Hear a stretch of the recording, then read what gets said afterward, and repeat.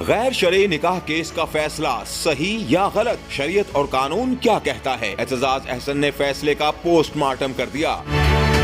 साबिक वज़ीर-ए-आज़म व बानी पाकिस्तान तहरीक इंसाफ इमरान खान और उनकी अहलिया बुशरा बीबी को गैर शरई निकाह केस में 7 साल कैद की सजा सुना दी गई।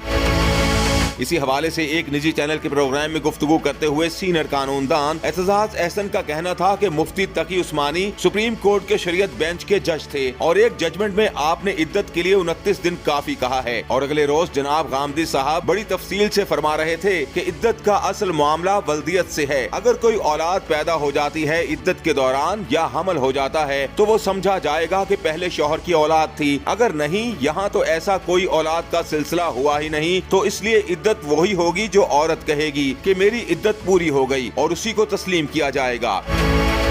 एतजाज अहसन ने मजीद कहा कि गवाह की भी कोई क्रेडिबिलिटी होनी चाहिए, गवाह का कौल और फेल एक होना चाहिए। इस केस में तो एक गवाह ऑन चौधरी है जो इमरान खान के खिलाफ बुग़्ज़ रखता है और दूसरा गवाह वो है जो 5 साल पहले बुशरा बीबी की पाकीज़गी की कसमें खाता था और 5 साल सोया रहा। 5 साल बाद एक दफा गिरफ्तार हुआ, उस पर करप्शन के केसेस बने और फिर वो वापस आ गया, केसेस खत्म हो गए और फिर उस केस के पीछे पड़ गया। ये गवाहान तो क्रेडिबिलिटी के मयार पर आते ही नहीं है, उनकी गवाही पर तो सुई चोरी की भी सजा नहीं हो सकती।